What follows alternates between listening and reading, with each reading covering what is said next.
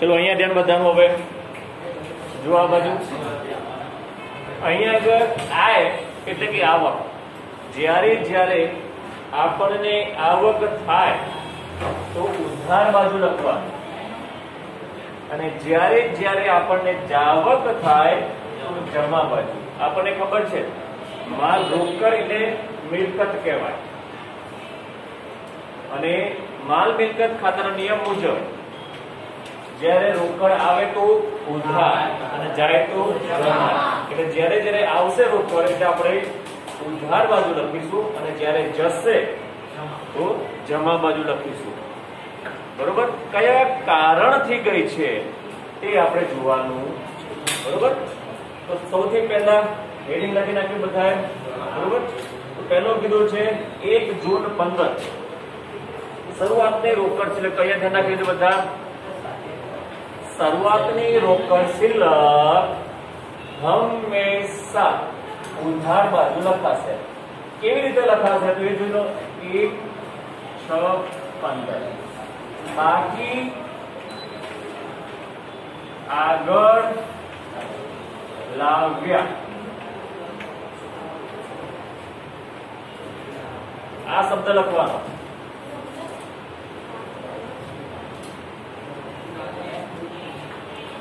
જેટલી રકમ હોય એટલી રોકડ ખાનામાં લખવાની। કેટલી છે? 10,000 રૂપિયા, તો રકમના ખાનામાં 10,000। બીજી કોઈ વસ્તુ છે નહીં એટલે લેસ। કાયમ માટે શરૂઆત આનાથી થશે।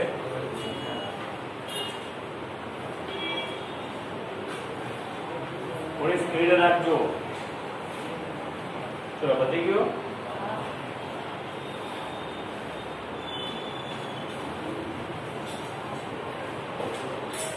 બીજું શું કીધું છે? રોકડ વેચાણ। રોકડેથી વેચાણ કરીએ એટલે રોકડ આવે કે જાય? ઘડીકમાં જાય, ઘડીકમાં આવે। વેચાણ એટલે માલ આપણે વેચીએ છીએ, તો વસ્તુ વેચે તો આપણી પાસે રોકડ આવે કે નહીં? એટલે આવક થઈ તો ઉધાર બાજુ। શેની આવક થઈ? વેચાણની। વિગતમાં લખવાનું વેચાણ ખાતે। કઈ તારીખ છે? 2, 6, 15 વેચાણ ખાતે।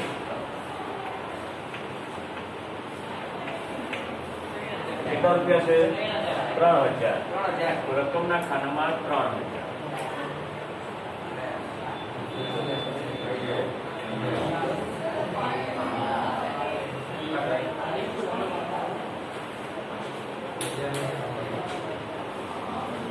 પતી ગયું? બરોબર? પછી કીધું છે ધંધામાં વધુ નાણાંની જરૂર હોવાથી પ્રાપ્તિ 2,000 રોકડા ધંધામાં લાવે। ધંધાનો માલિક કોણ છે? પ્રાપ્તિ। એ ધંધામાં રોકડ લાવે છે। રોકડ આવે છે કે જાય છે? આવે છે એટલે ઉધાર બાજુ। પરંતુ સામે એક વસ્તુ યાદ રાખી લેજો, જ્યારે રોકડ મેળ બનાવતા હોઈએ આપણે, એમાં પણ સાદો રોકડ મેળ તો કોઈ દિવસ વિગતમાં રોકડ ખાતે લખવાનું નહીં, એને સામેના ખાતાનું નામ લખવાનું। તો જ્યારે ધંધાનો માલિક ધંધામાં રોકડ લાવે તો આંગળી ઊંચી કરીને કહો શું કહેવાય? આંગળી ઊંચી કરો જેને આવડે।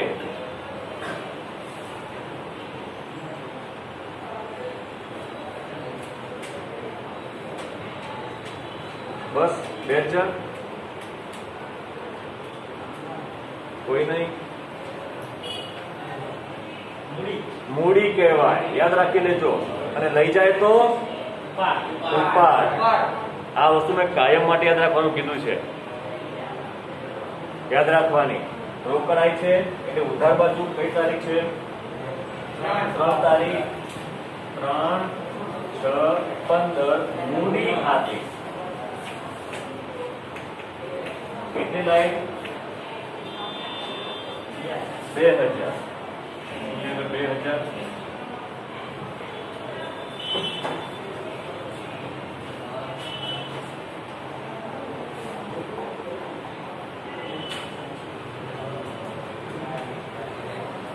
લખે ટુ ખબર પડે. ચલો પતી ગયો, ખ્યાલ આવ્યો. એના પછી રોકડ ખરીદી તો આવક થાય કે જાવક? જાવક. તો કઈ બાજુ? જમા બાજુ. કઈ તારીખ છે? 5 તારીખ. 5, 6, 15. શું લખવાનું? ખરીદ ખાતી.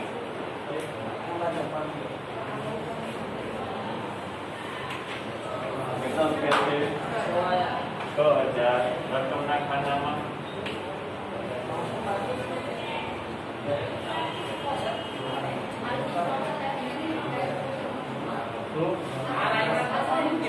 લાઈનસર મેં કીધું અહીંયા જોઈને લખો. મેં ક્યાં લખ્યું છે? લાઈનસર લખવાનું છે, ઉપર નીચે નહીં લખવાનું.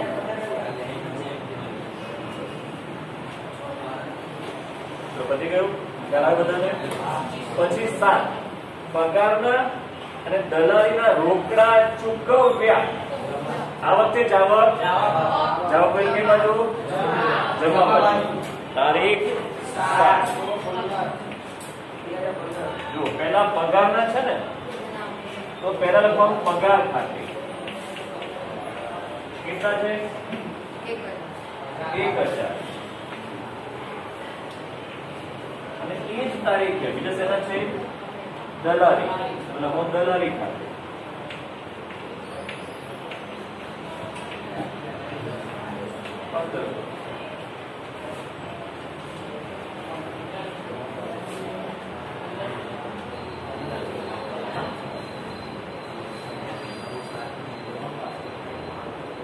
ખ્યાલ આવજો બધાને? આવક તો ઉધાર, જાવક તો જમા. સામેના ખાતાનું નામ. બરોબર? પછી શું લખ્યું છે?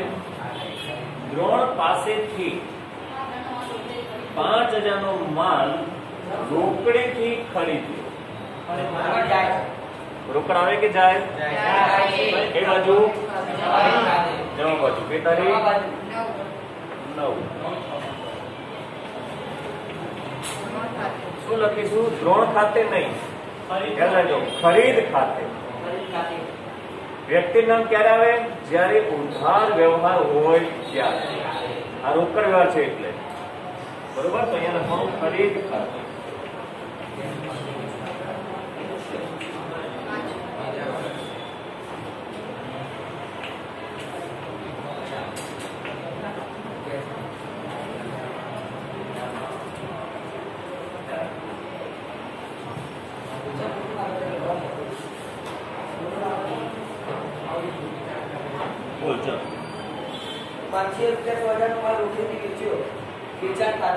કઈ બાજુ?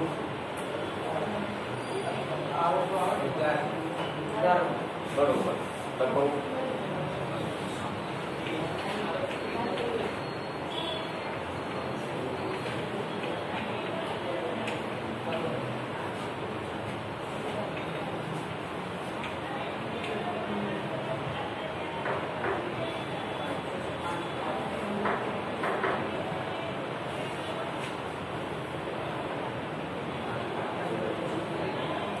कैसे?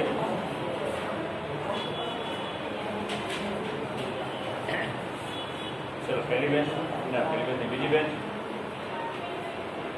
आवश्यक.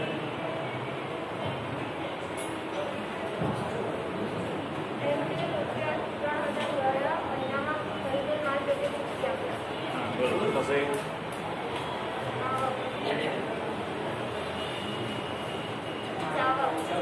जावा कई बाजू जमा बाजू. अरे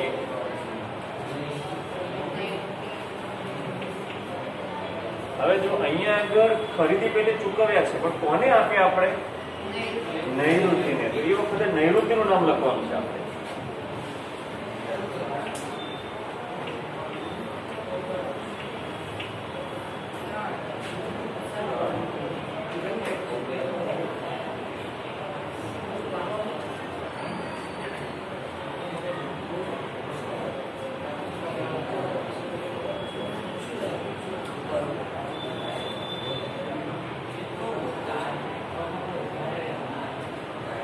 બીજી બેન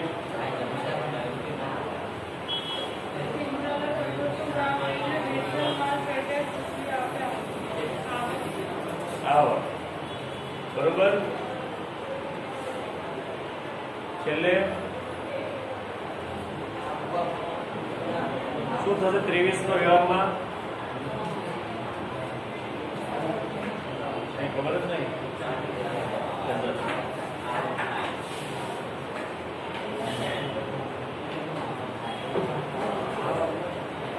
આવો બરોબર ધ્યાનથી રાખજો કિંજલ લે એટલે કિંજલે આપણને ચૂકવ્યા એટલે આપણે શું થઈ તો લખો ઉધાર બાજુ 23 તારીખ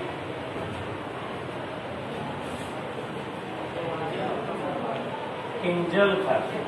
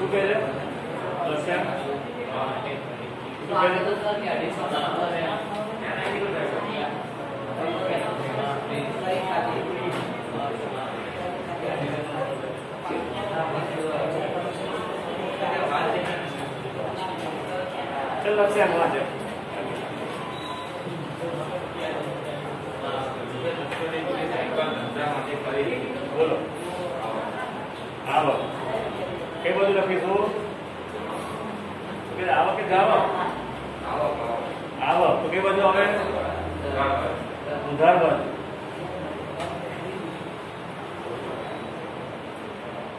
છેલ્લે પેલી બાજુ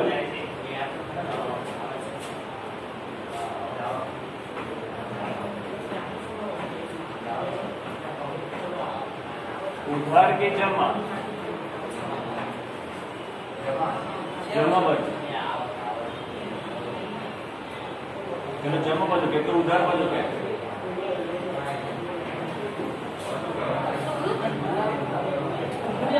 त्रीजी बेन जमा बाजू आ बाजू त्रीजी बेन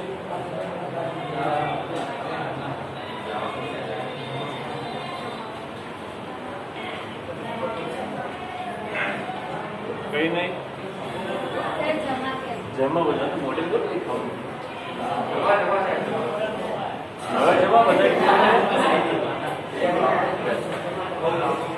साइकिल खरीदी तुझे साइकिल આપણે ખરીદે સાયકલ મિલકત છે ધંધામાં સાયકલ આવે છે ને રોકડ જાય છે એટલે જાવા બાજુ તારીખ 25 જો ખરીદ ખાતે નહીં લખવાનું યાદ રાખી લેજો જ્યારે આપણે માલ ખરીદીએ અને માલ વેચીએ તો જ ખરીદ વેચાણ તો સાયકલને મિલકત કહેવાય સાયકલ ખાતે લખવાનું કેટલા રૂપિયા છે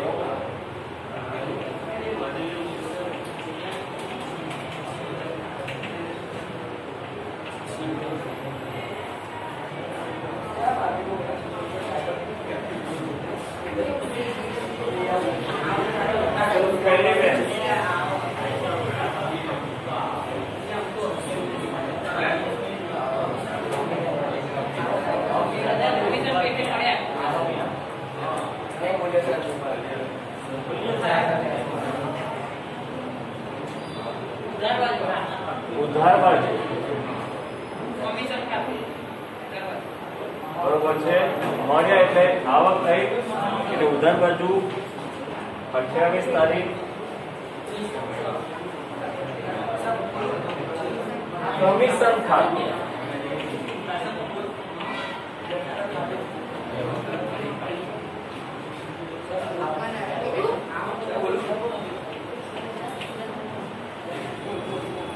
तो ત્રીજી બેન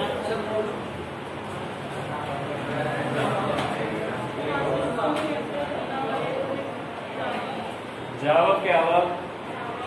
જાવક બાજુ બરોબર છે, લખી નાખો મૂત્ર ખાતે.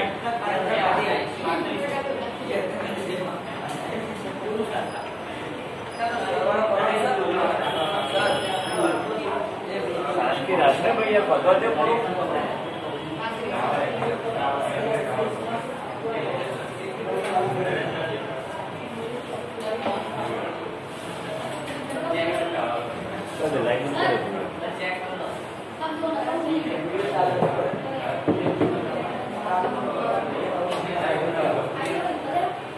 હવે અહીંયા ધ્યાન આટલું થઈ ગયું બધાને.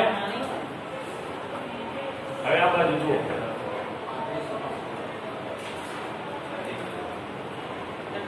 યાદ રાખી લેજો એક વખત. આને રોકડ મેળ કહેવાય, એટલે કે બીજા અર્થમાં કે રોકડ ખાતું.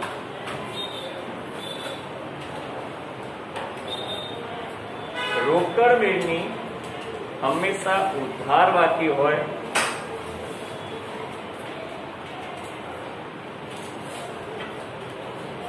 એટલે આ લાવ્યા એ ઉધાર બાજુ આવશે, અને જ્યારે ખાતું બંધ કરીશું તો એક ખાતું જે તફાવતની રકમ હંમેશા જમા બાજુ આવવી જોઈએ.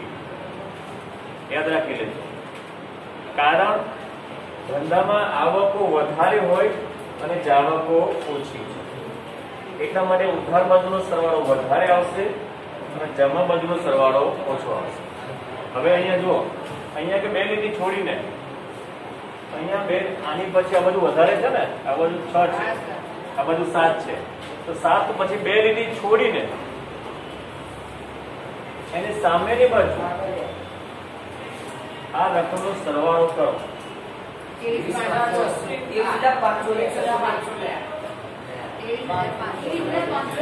કરી દો 23,500 પાકું ને, બરોબર.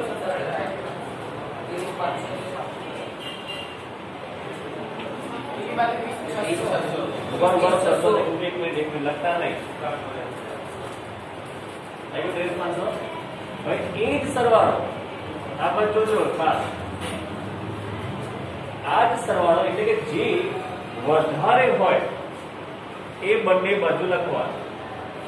એ બધું વધારે છે 23,500, તો આ જ સરવાળો એની સામેની બાજુ લખવાનો, એ જ લાઈનમાં.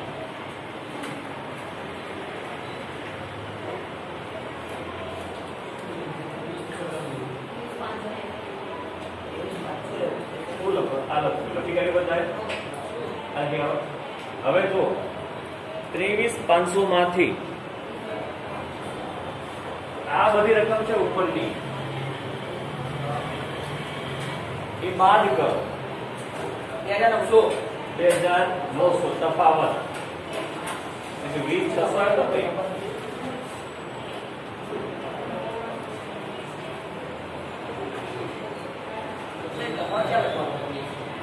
આવે છે એટલો બધા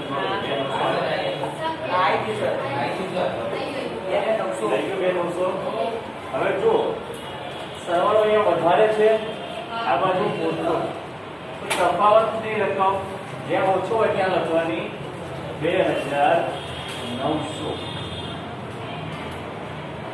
અને એની સામે તારીખમાં છેલ્લા વ્યવહારની તારીખ 30/6/15 જો બાકી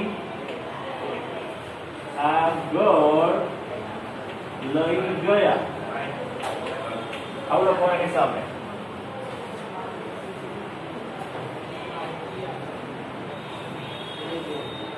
અને આના બીજા દિવસે આ 30/6 હતી, તો એનો બીજો દિવસ આવે 1/7/15, એની સામેની બાજુ આ સરવાળાની નીચે જોજો, ખ્યાલ આવ્યો? સરવાળાની નીચે ત્યાં લખવાની આ જ વસ્તુ, બાકી આગળ લાવ્યા. તફાવતની રકમ 2,900, હવે દાખલો પૂરો આપણો.